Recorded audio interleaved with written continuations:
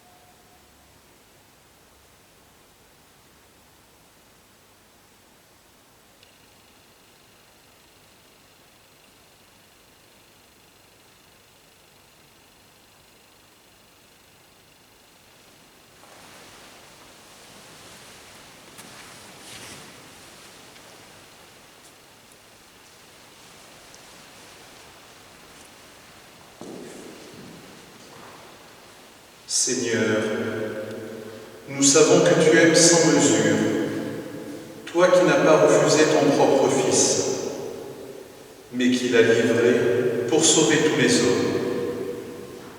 Aujourd'hui encore, montre-nous ton amour, nous qui voulons suivre le Christ, qui marche librement vers sa mort. Soutiens-nous comme tu l'as soutenu, et sanctifie-nous dans le mystère de sa Pâque, lui qui règne avec toi et le Saint-Esprit, maintenant et pour les siècles des siècles. Amen.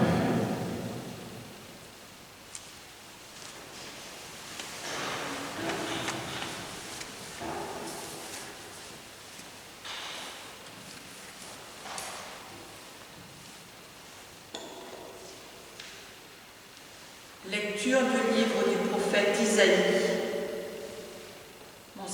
Mon serviteur réussira, dit le Seigneur. Il montera, il s'élèvera, il sera exalté. La multitude avait été consternée en le voyant, car il était si défiguré qu'il ne ressemblait plus à un homme. Il n'avait plus l'apparence d'un fils d'homme. Il étonnera de même une multitude de nations. Devant lui, les rois resteront bouche bée, car ils verront ce que jamais on ne leur avait dit. Ils découvriront ce dont ils n'avaient jamais entendu parler. Qui aurait cru ce que nous avons entendu? Le bras puissant du Seigneur, à qui s'est-il révélé? Devant lui, le serviteur a poussé comme une plante chétive, une racine dans une terre aride. Il était sans apparence ni beauté qui attire nos regards. Son aspect n'avait rien pour nous plaire. Méprisé, abandonné des hommes, homme de douleur, familier de la souffrance, il était pareil à celui devant qui on se voile la face. Et nous l'avons méprisé, compté pour rien. En fait, c'était nos souffrances qu'il portait, nos douleurs dont il était chargé. Et nous pensions qu'il était frappé, meurtri par Dieu, humilié. Or, c'est à cause de nos révoltes qu'il a été transpercé, à cause de nos fautes qu'il a été broyé. Le châtiment qui nous donne la paix a pesé sur lui. Par ses blessures, nous sommes guéris. Nous étions tous errants comme des brebis. Chacun suivait son propre chemin. Mais le Seigneur a fait retomber sur lui nos fautes à nous tous. Maltraité, il s'humilie. Il n'ouvre pas la bouche. Comme un agneau conduit à l'abattoir, comme une brebis muette devant les tondeurs, il n'ouvre pas la bouche. Arrêté puis jugé, il a été supprimé. Qui donc s'est inquiété de son sort? Il a été retranché de la terre des vivants, frappé à mort pour les révoltes de son peuple. On a placé sa tombe avec les méchants, son tombeau avec les riches. et pourtant il n'avait pas commis de violence. On ne trouvait pas de tromperie dans sa bouche. Broyé par la souffrance, il a plu au Seigneur. S'il remet sa vie en sacrifice de réparation, il verra une descendance, il prolongera ses jours. Par lui, ce qui plaît au Seigneur réussira. Par suite de ses tourments, il verra la lumière, la connaissance le comblera. Le juste, mon serviteur, justifiera les multitudes, il se chargera de leurs fautes. C'est pourquoi, parmi les grands, je lui donnerai sa part. Avec les puissants, il partagera le butin, car il s'est dépouillé lui-même jusqu'à la mort, et il a été compté avec les pécheurs, alors qu'il portait le péché des multitudes et qu'il intercédait pour les pécheurs. Parole du Seigneur. Nous rendons grâce à Dieu.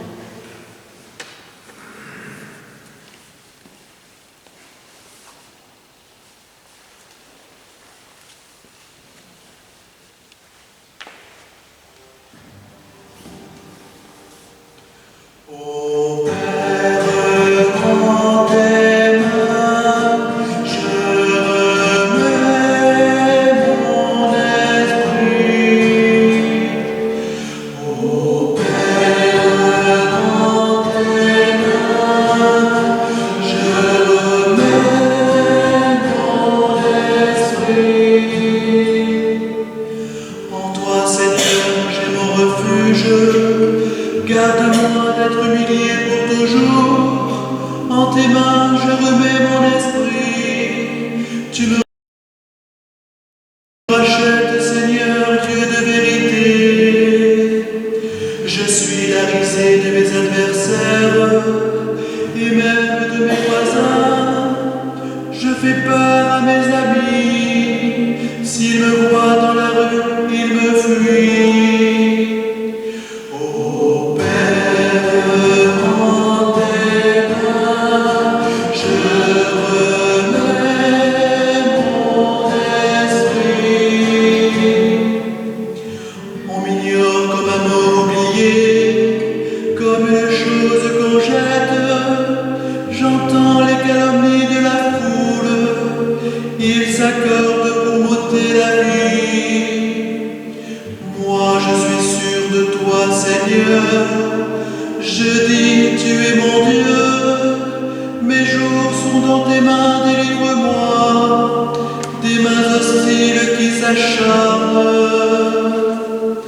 Ô Père, en tes mains, je remets mon esprit. Sur ton serviteur que s'illumine ta face, sauve-moi par ton amour. Soyez forts, prenez courage, vous tous qui espérez le Seigneur. Ô Père, en tes mains, je remets mon esprit.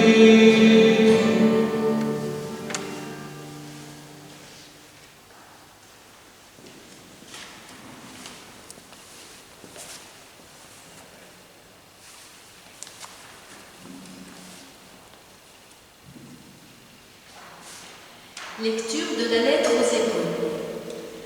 Frères, en Jésus, le Fils de Dieu, nous avons le grand prêtre par excellence, celui qui a traversé les cieux. Tenons donc ferme l'affirmation de notre foi. En effet, nous n'avons pas un grand prêtre incapable de compatir à nos faiblesses, mais un grand prêtre éprouvé en toutes choses, à notre ressemblance, excepté le péché. Avançons donc avec assurance vers le trône de la grâce pour obtenir miséricorde et recevoir, en temps voulu, la grâce de son secours. Le Christ, pendant les jours de sa vie dans la chair, offrit, avec un grand cri et dans les larmes, des prières et des supplications à Dieu qui pouvait pouvait le sauver de la mort, et il fut exaucé en raison de son grand respect. Bien qu'il soit le Fils, il apprit par ses souffrances l'obéissance et, conduit à sa perfection, il est devenu pour tous ceux qui lui obéissent la cause du salut éternel. Parole du Seigneur.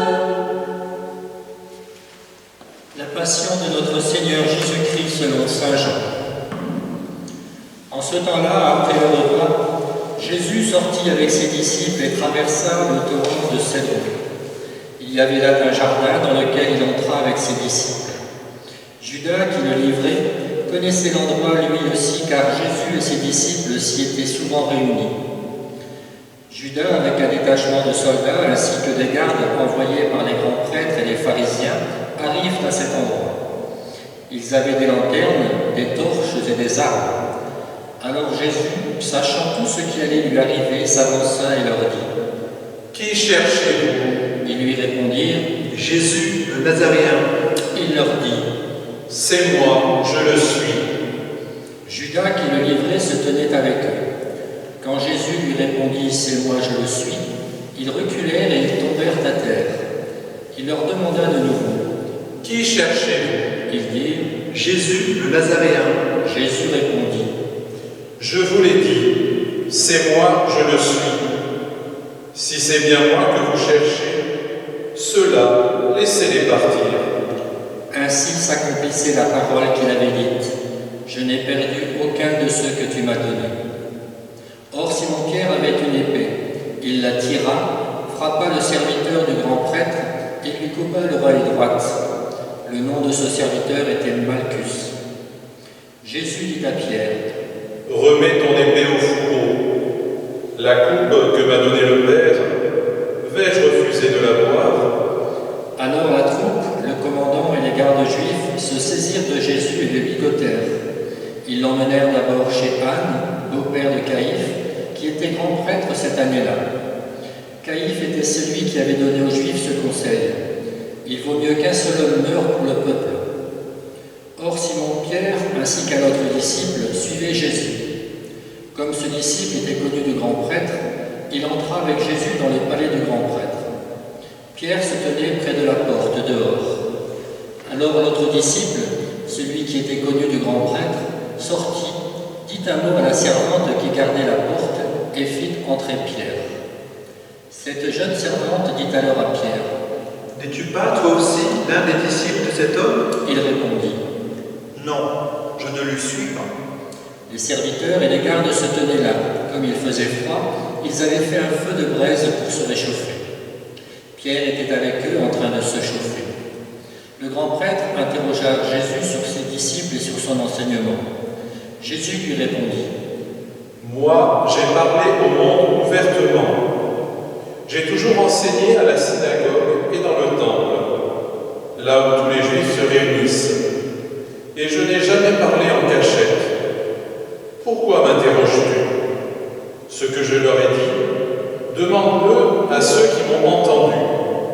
Eux savent ce que j'ai dit. À ces mots, un des gardes qui était à côté de Jésus lui donna une gifle en disant « C'est ainsi que tu réponds au grand prêtre? » Jésus lui répliqua « Si j'ai mal parlé, montre ce que j'ai dit de mal.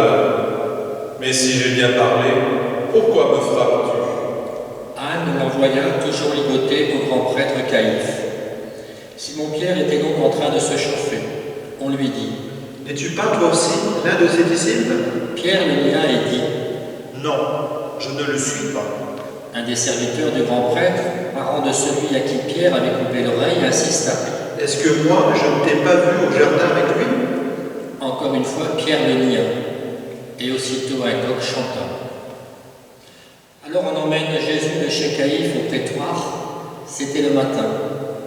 Ceux qui l'avaient amené n'entrèrent pas dans le prétoire pour éviter une souillure et pouvoir manger l'agneau pascal. Pilate sortit donc à leur rencontre et demanda « Quelle accusation portez-vous contre cet homme ?» Ils lui répondirent « S'il n'était pas un malfaiteur, nous ne t'aurions pas livré cet homme. » Pilate leur dit « Prenez-le vous-même et jugez-le, suivant votre loi. » Les Juifs lui dirent « Nous n'avons pas le droit de mettre quelqu'un à mort. » Ainsi s'accomplissait la parole que Jésus avait dite pour signifier de quel genre de mort il allait mourir. Alors Pilate rentra dans le prétoire. Il appela Jésus et lui dit « Es-tu le roi des Juifs ?»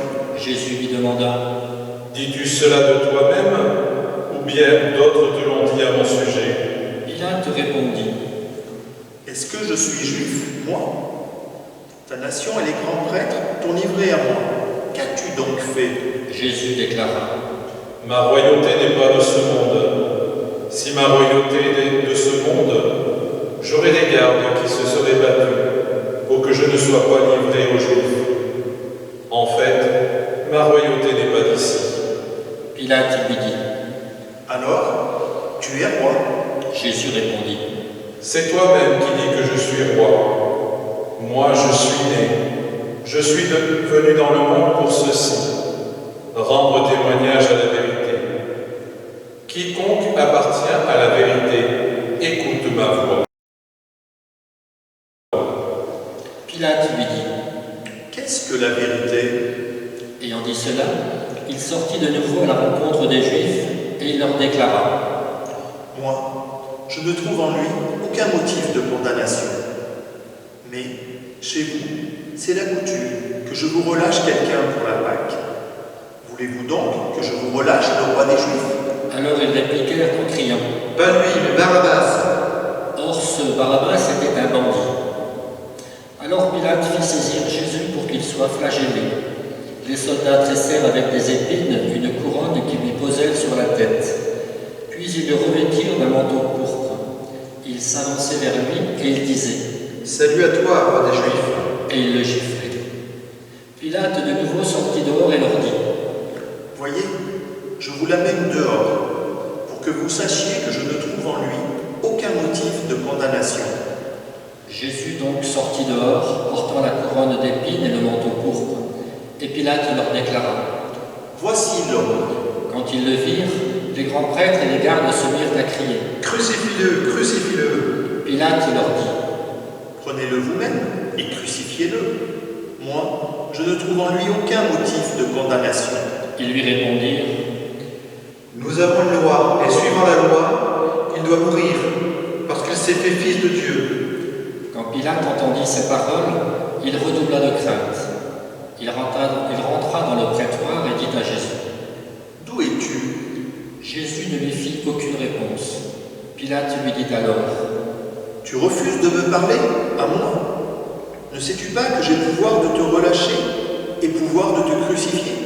Jésus répondit Tu n'aurais aucun pouvoir sur moi si tu ne l'avais reçu d'en haut. C'est pourquoi celui qui m'a livré à toi porte un péché plus grand. Dès lors, Pilate cherchait à le relâcher, mais des Juifs se mirent à crier Si tu le relâches, tu n'es pas un ami de l'empereur. Quiconque se fait roi s'oppose à l'empereur. En entendant ces paroles, Pilate amena Jésus au dehors. Il le fit asseoir sur une estrade, au lieu dit le dallage, en hébreu Gabbatha. C'était le jour de la préparation de la Pâque, vers la 6e heure, environ midi. Pilate dit aux Juifs: « Voici votre roi !» Alors ils crièrent: À mort, crucifie-le !» Pilate leur dit: Vais-je crucifier votre roi? Les grands prêtres répondirent: Nous n'avons pas d'autre roi que l'empereur. Alors il leur livra Jésus pour qu'il soit crucifié. Ils se saisirent de Jésus, et lui-même, portant sa croix, sortit en direction du lieu dit le crâne, ou calvaire, qui se dit en hébreu Golgotha. C'est là qu'ils le crucifièrent, et 2 autres avec lui, un de chaque côté, et Jésus au milieu. Pilate avait rédigé un écriteau qu'il fit placer sur la croix. Il était écrit « Jésus le Nazaréen, roi des Juifs ».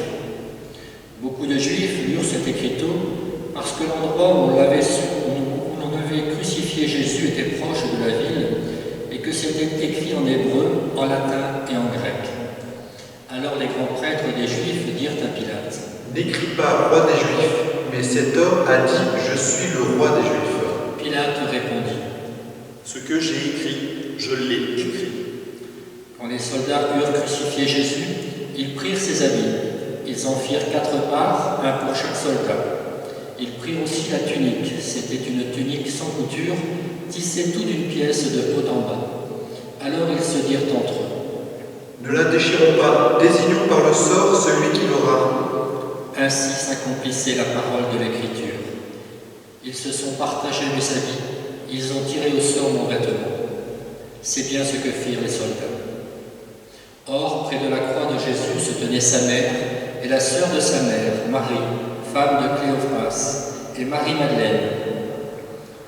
Jésus, voyant sa mère et près d'elle le disciple qu'il aimait, dit à sa mère: Femme, voici ton fils. Puis il dit au disciple: Voici ta mère. Et à partir de cette heure-là, le disciple l'a pris chez lui. Après cela, sachant que tout désormais était achevé pour que l'écriture s'accomplisse jusqu'au bout, Jésus dit: J'ai soif. Il y avait là un récipient plein d'une boisson vinaigrée. On fixa donc une éponge remplie de ce vinaigre à une branche d'hysope et on l'approcha de sa bouche. Quand il eut pris le vinaigre, Jésus dit: Tout est accompli. Puis, inclinant la tête, il remit l'esprit.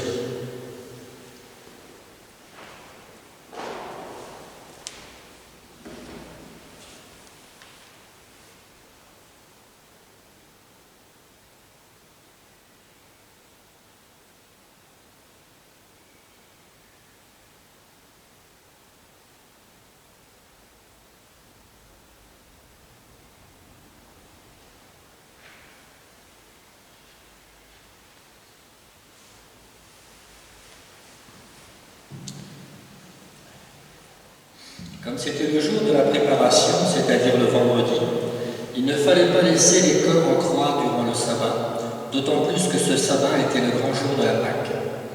Alors les Juifs demandèrent à Pilate qu'on enlève les corps après leur avoir brisé les jambes. Les soldats allèrent donc briser les jambes du premier, puis de l'autre homme crucifié avec Jésus.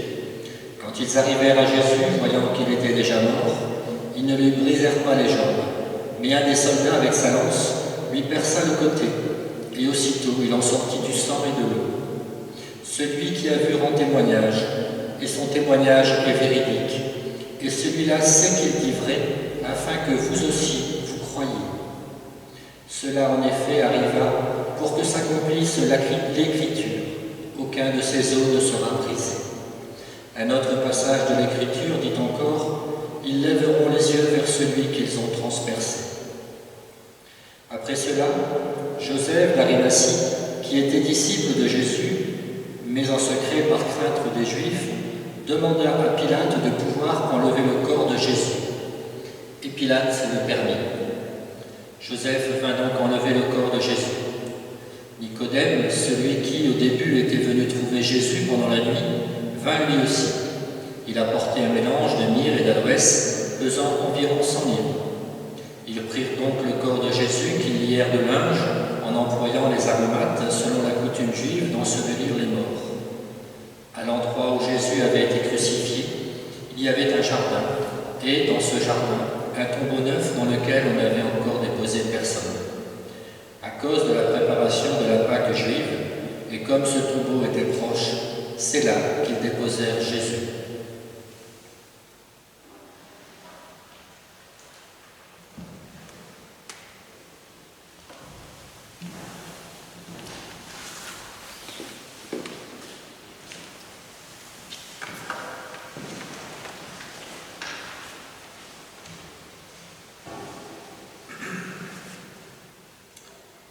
S'il fallait résumer en 3 mots ce long récit de la Passion, quels sont ceux que nous pourrions retenir? On pourrait certainement choisir ceux de la dernière parole de Dieu, en son Verbe incarné, en son Fils bien-aimé, qui vient de rendre l'Esprit sur la croix. Tout est accompli. Après ces 3 mots, un grand silence de Dieu vient de tomber sur le monde. Tout est accompli. En effet, Judas a trahi, les disciples se sont enfuis, Pierre a renié, et la foule qui précédemment acclamait Jésus, rameaux à la main, s'est retournée contre lui. Tout est accompli. Les paroles que Jésus avait dites sont confirmées. Je n'ai perdu aucun de ceux que tu m'as donnés. Ainsi s'accomplissait la parole que Jésus avait dite pour signifier par quel genre de mort il allait mourir. Et le coq a chanté, comme Jésus l'avait annoncé. L'écriture elle-même a été respectée. Ils se sont partagés mes habits, ils ont tiré au sort mon vêtement. Et elle a été accomplie jusqu'au bout. J'ai soif, sans que le moindre détail soit omis. Aucun de ces os ne sera brisé. Tout est accompli. L'innocent a été tué. C'était nos souffrances qu'il portait, nos douleurs dont il était chargé. C'est à cause de nos fautes qu'il a été transpercé. C'est par nos péchés qu'il a été broyé. Tout est accompli, certes. Mais en quoi la souffrance d'un seul, innocent fut-il, peut-elle nous sauver? En quoi cette mort de Jésus sur la croix, qui a eu lieu il y a plus de 2000 ans, nous concerne-t-elle encore aujourd'hui? Cette question, nous ne sommes pas les premiers à nous la poser. Les apôtres eux-mêmes, eux qui ont vécu auprès de Jésus, qui l'ont suivi avec confiance, se la sont aussi posés. Rappelons-nous, Pierre a protesté lorsque Jésus a annoncé sa passion, et l'Évangile ne cesse de nous répéter que les disciples ne comprenaient pas.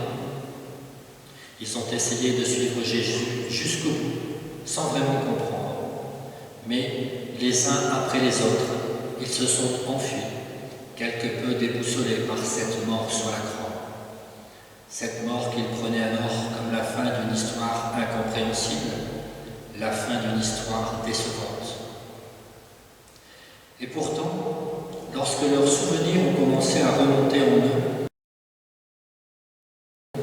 ils ont pu réaliser que depuis le début, Jésus leur en avait parlé.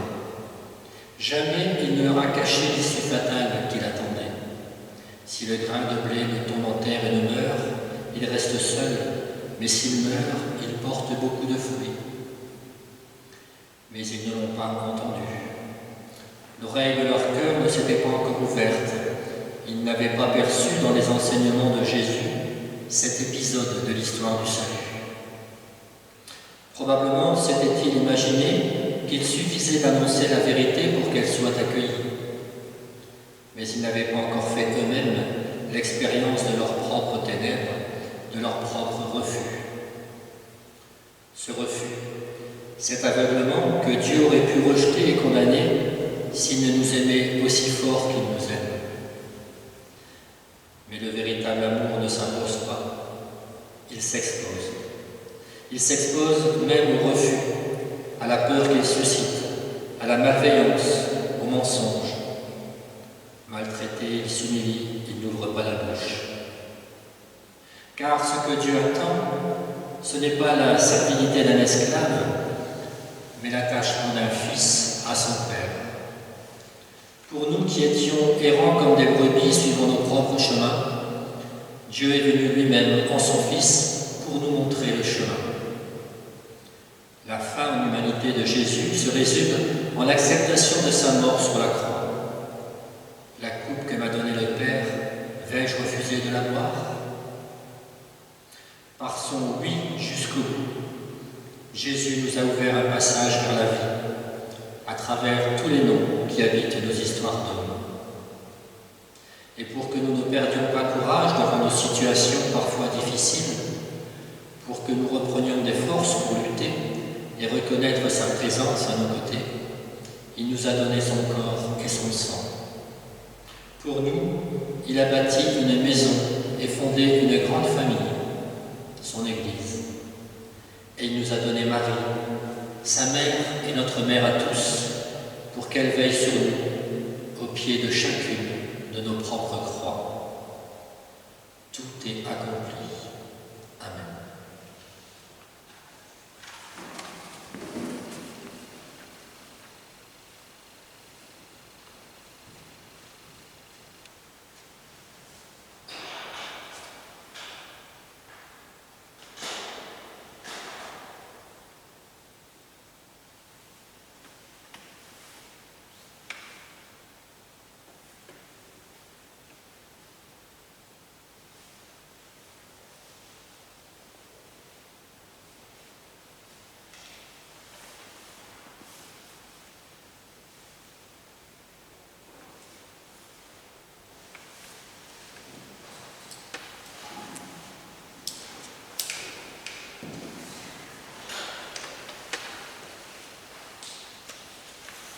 Le récit de la passion du Christ nous révèle son amour infini pour tous les hommes.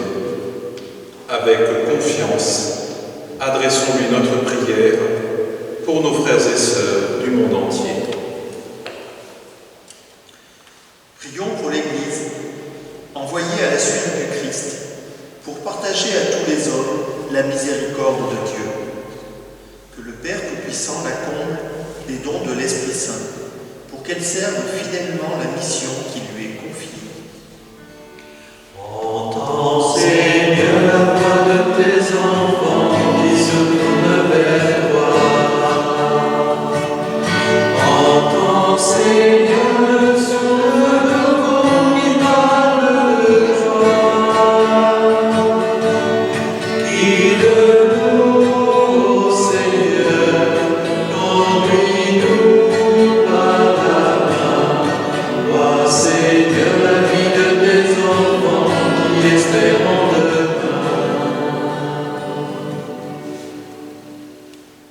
Dieu éternel et tout-puissant, dans le Christ tu as révélé ta gloire à tous les peuples. Protège l'œuvre de ton amour, afin que ton Église, répandue par tout l'univers, demeure inébranlable dans la foi pour proclamer ton nom, par Jésus le Christ, notre Seigneur. Prions pour notre pape François, appelé à veiller sur le peuple de Dieu. Qu'il soit soutenu par les évêques, les prêtres et les diacres, engagés au service de l'Église. Entends, Seigneur, la voix de tes enfants qui se tournent vers toi. Entends, Seigneur, le son de leur voix qui parle de joie. Guide-nous, Seigneur, conduis-nous par la main. Vois, Seigneur, la vie de tes enfants qui espèrent en demain.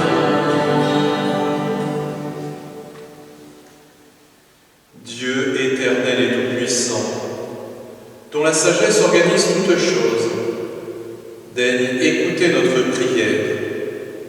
Protège avec amour le pape que tu as choisi, afin que sous la conduite de ce pasteur, le peuple chrétien que tu gouvernes progresse toujours dans la foi, par Jésus le Christ, notre Seigneur. Amen. Prions pour les consacrés du monde entier, pour ceux qui cherchent leur voie, que Dieu les aide à faire le bon choix et à vivre pleinement leur vocation. Entends, Seigneur, la voix de tes enfants qui se tournent vers toi. Entends, Seigneur, le son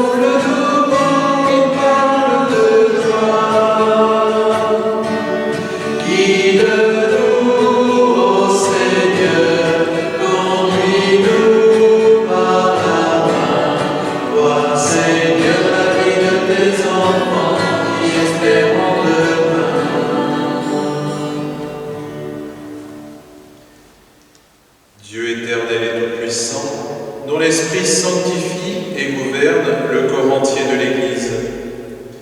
Exauce les prières que nous t'adressons pour tous les ordres de fidèles qui la composent. Que chacun d'eux, par le nom de ta grâce, te serve avec fidélité. Par Jésus le Christ, notre Seigneur. Amen.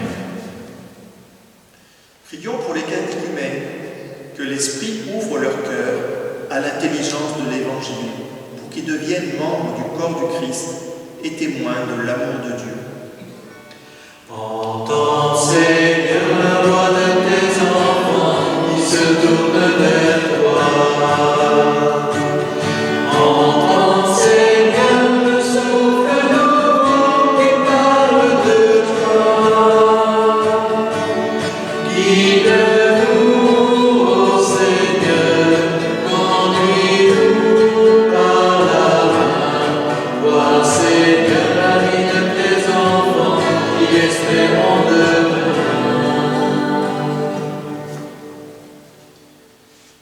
Dieu éternel et tout-puissant, toi qui assures toujours la fécondité de ton Église, augmente en nos catéchumènes l'intelligence et la foi, qu'ils renaissent à la source du baptême et prennent place parmi tes enfants d'adoption, par Jésus le Christ, notre Seigneur.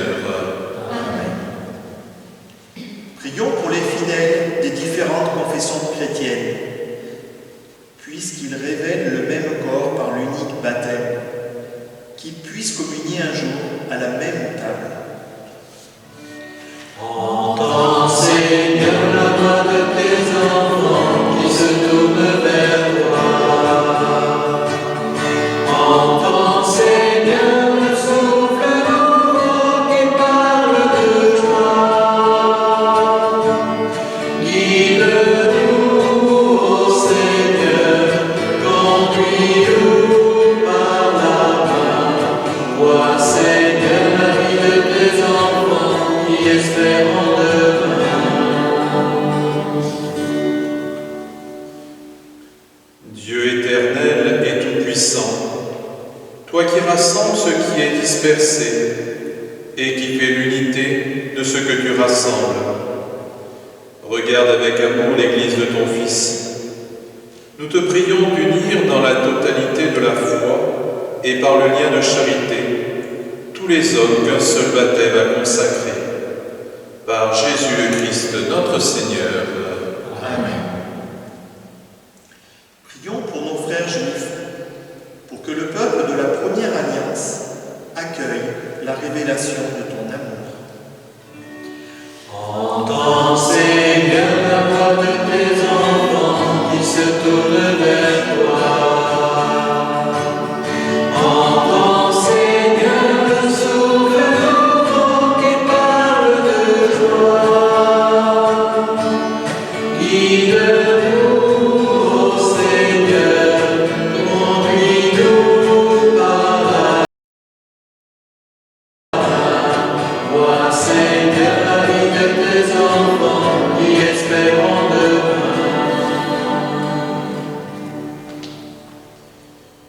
Dieu éternel et tout-puissant, toi qui as choisi Abraham et sa descendance pour en faire les fils de ta promesse, conduis à la plénitude de la rédemption le premier peuple de l'Alliance, comme ton Église t'en supplie, par Jésus le Christ, notre Seigneur.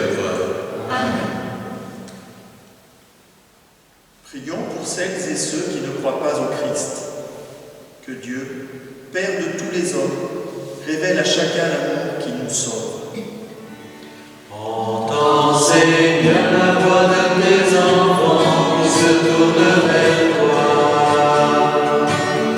Entends, Seigneur, le souffle nouveau qui parle de toi.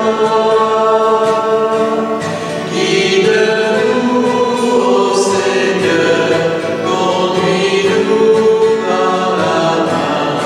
Vois, Seigneur, la vie de tes enfants qui espérons demain.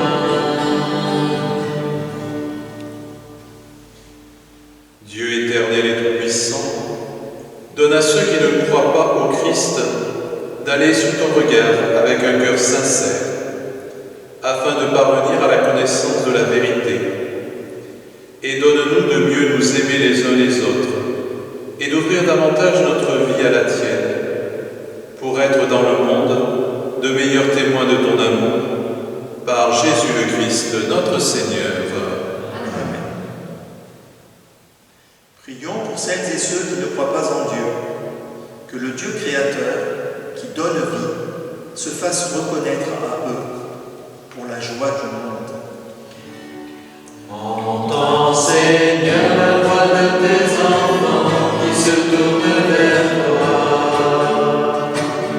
Entends, Seigneur, le souffle nouveau qui parle de joie. Guide-nous, ô Seigneur, conduis-nous par la main. Vois, Seigneur, la vie de tes enfants qui espèrent demain.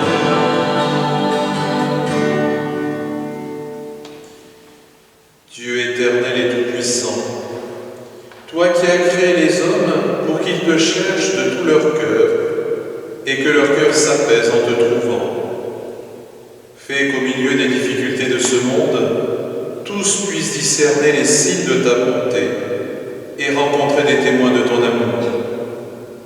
Qu'ils aient le bonheur de te reconnaître, toi, le seul vrai Dieu et le Père de tous les hommes, par Jésus le Christ, notre Seigneur.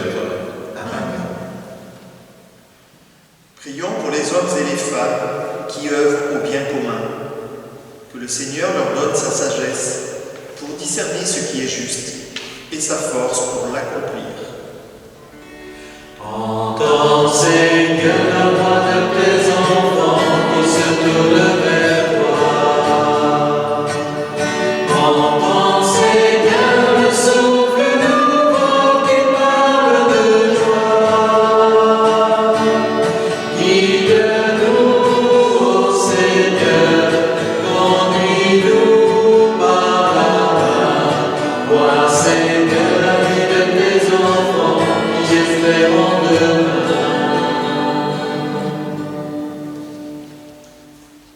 Dieu éternel et tout-puissant, toi qui tiens en ta main le cœur des hommes et garantis les droits des peuples, viens en aide à ceux qui exercent le pouvoir, que partout sur la terre s'affermissent en ta grâce la sécurité et la paix, la prospérité des nations et la liberté religieuse. Par Jésus le Christ, notre Seigneur. Prions pour celles et ceux qui souffrent et traversent une dure épreuve. Que le Dieu de douceur et de bonté apaise tous ceux qui mettent en toi leur espérance. Entends, Seigneur, la voix de tes enfants qui se tournent vers toi. Entends, Seigneur, le souffle nouveau qui parle de joie. Guide-nous, ô Seigneur, conduis-nous par la main. Vois, Seigneur, la vie de tes enfants qui espèrent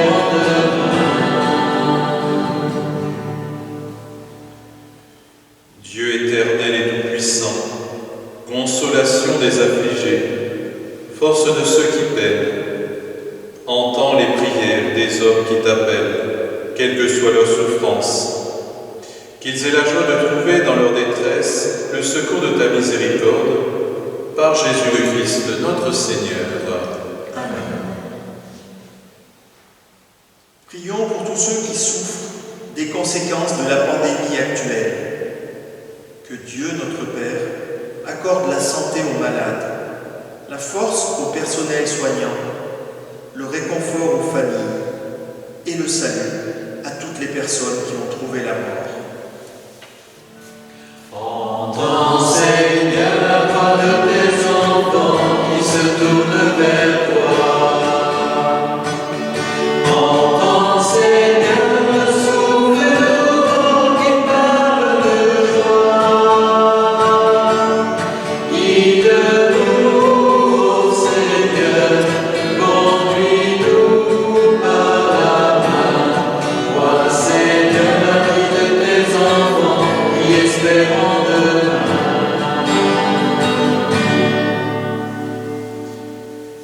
Dieu éternel et tout-puissant, refuge de ceux qui souffrent, regarde avec compassion la détresse de tes enfants atteints par cette pandémie. Soulage la douleur des malades, donne la force à ceux qui les soignent, accueille dans ta paix ceux qui sont morts, et en ce temps d'épreuve, accorde à tous le réconfort de ta miséricorde, par Jésus le Christ, notre Seigneur. Amen. Seigneur Jésus, révèle à tout homme le secret de ta présence à ses côtés. Nous t'en supplions, toi qui vis et règnes pour les siècles des siècles. Amen.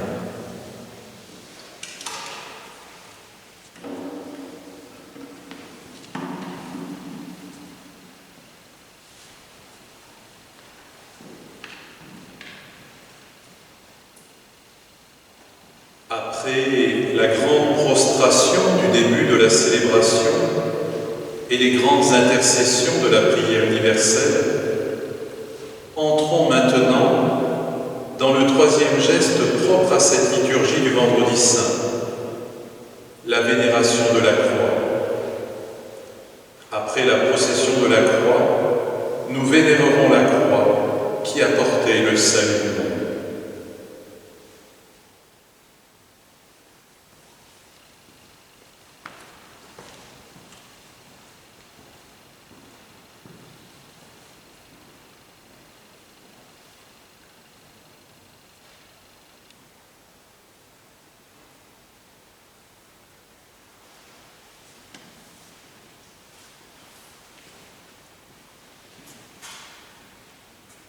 Voici le bois de la croix qui a porté le salut du monde. Venez, adorons le Seigneur. Venez, adorons le Seigneur.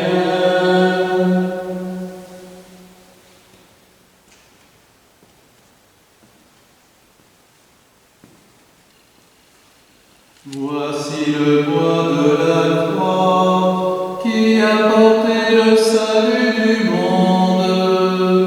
Venez, adorons le Seigneur. Venez, adorons le Seigneur.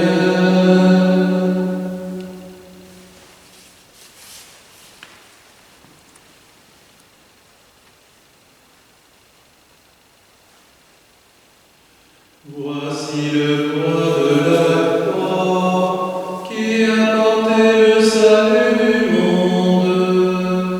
Venez, adorons le Seigneur. Venez, adorons le Seigneur.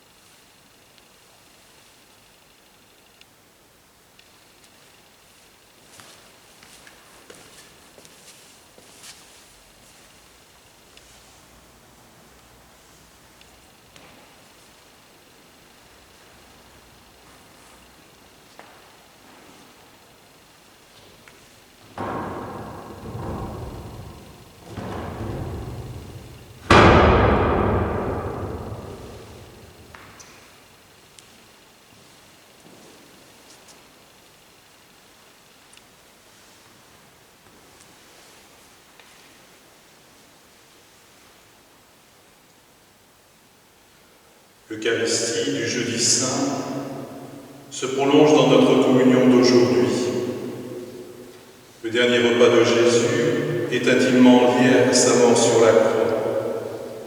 Par notre communion au corps du Christ, nous participons à sa mort, célébrée en ce jour, mais aussi à sa résurrection, qui déjà s'affirme dans la victoire de l'amour et du pardon.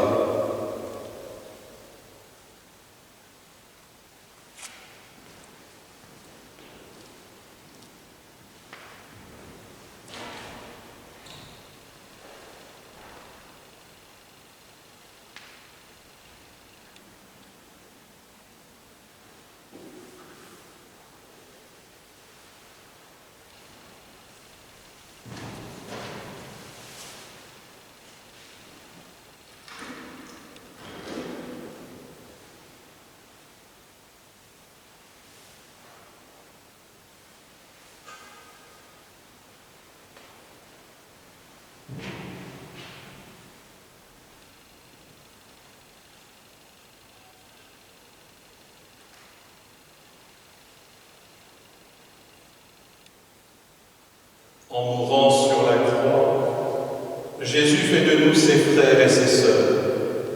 Enracinés dans l'amour de son Père, promis toujours à son royaume, reprenons la prière qu'il nous a laissée. Notre Père, qui es aux cieux, que ton nom soit sanctifié, que ton règne vienne, que ta volonté soit faite sur la terre comme au ciel. Donne-nous aujourd'hui notre pain de ce jour. Pardonne-nous nos offenses, comme nous pardonnons aussi à ceux qui nous ont offensés. Et ne nous laisse pas entrer en tentation, mais délivre-nous du mal. Délivre-nous de tout mal, Seigneur, et donne la paix à notre temps. Par ta miséricorde, libère-nous du péché.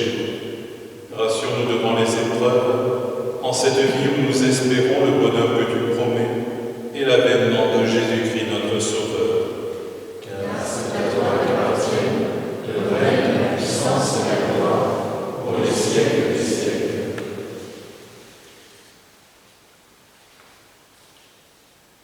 Seigneur Jésus-Christ, tu as dit à tes apôtres, Seigneur Jésus-Christ, que cette communion à ton corps et à ton sang n'entraîne ni jugement ni condamnation, mais qu'elle nous soutienne notre esprit et nos corps et nous donne la guérison.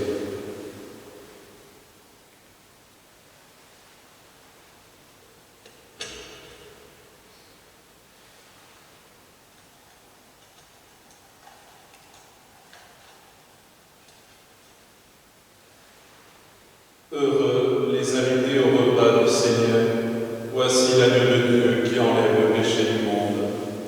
Seigneur, je ne suis pas digne de te recevoir, mais dis seulement une parole et je serai guéri.